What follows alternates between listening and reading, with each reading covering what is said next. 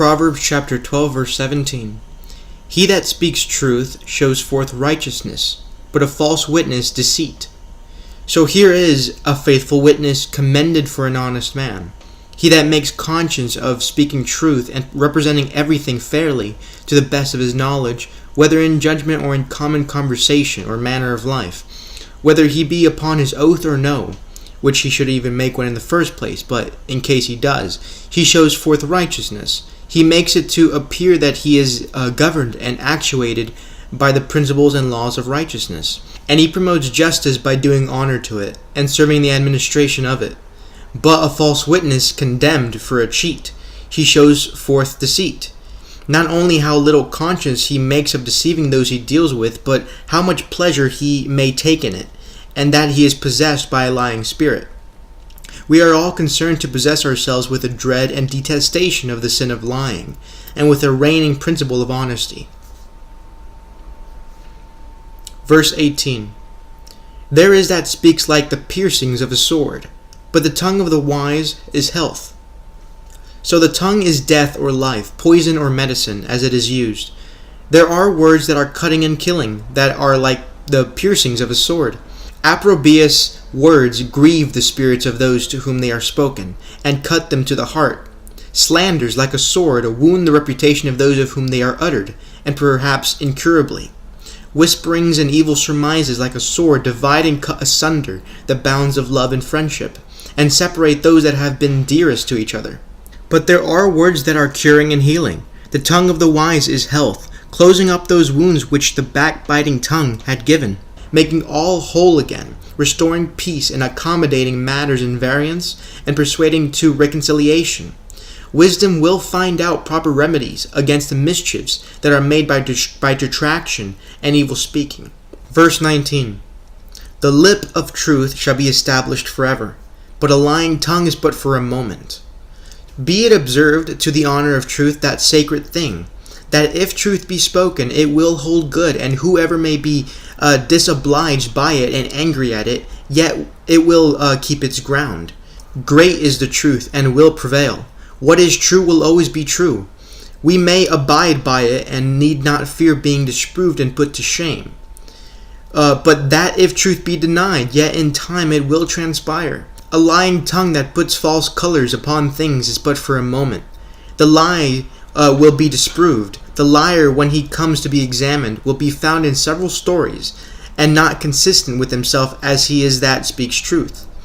And when he is found in a lie, he cannot gain his point, nor will he afterwards be credited. Truth may be eclipsed, but it will come to light. Those therefore that make a lie their refuge will find it a refuge of lies. Verse 20. Deceit is in the heart of them that imagine evil, but to the counselors of peace is joy. So note, those that devise mischief contrive for the accomplishing of it how to impose upon others, but it will prove in the end that they deceive themselves. Those that imagine evil under color of friendship have their hearts full of this and the other advantage and satisfaction which they shall gain by it, but it is all a cheat. Let them imagine it ever so artfully, deceivers will be deceived. But those that consult the good of their neighbors, that study the things which make for peace and give peaceable advice, promote healing attempts and contrive healing methods, and, according as their sphere is, further the public welfare, will have not only the credit, but the comfort of it. They will have joy and success, perhaps beyond their expectation. Blessed are the peacemakers. Verse 21. There shall no evil happen to the just, but the wicked shall be filled with mischief or trouble. So note, piety is a sure protection. If men be sincerely righteous, the righteous God has engaged that no evil shall happen to them. There may be troubles here and there, but in the long run and in the finale, there shall no evil happen to them. He will, by the power of his grace in them, that principle of justice, keep them from the evil of sin, so that though they be tempted, yet they shall not be overcome by the temptation. And though they may come into trouble, into many troubles perhaps, yet to them those troubles shall have no evil in them, whatever they have to others, for they shall be overruled to work for their good. But on the other hand, wickedness is as sure a destruction. Those that live in contempt of God and man, that are set on mischief, with mischief they shall be filled. and not just to both God and man, but if they be supported by man, but denied by God, mischief shall still come upon them. They shall be more mischievous, shall be filled with all unrighteousness, or they shall be made miserable with the mischiefs that shall come upon them. Those that delight in mischief shall have enough of it. Some read the whole verse thus: there shall no evil happen to the just, though the wicked be filled with mischief and spite against them.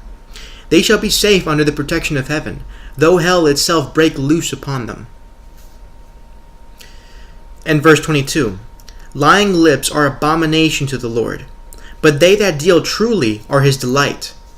So we are here taught from verse 17 to all the way to verse 22 of chapter 12 of Proverbs.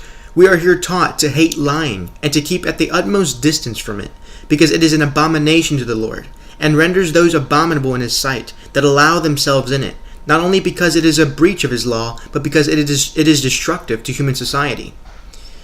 But to make conscious of truth not only in our words but in all our actions, because those that deal truly and just and sincerely in all their dealings are his delight, and he is well pleased with them. We delight to converse with and make use of those that are honest, and that we may put a confidence in. Such therefore let us be, that we may recommend ourselves to the favor both of God and man.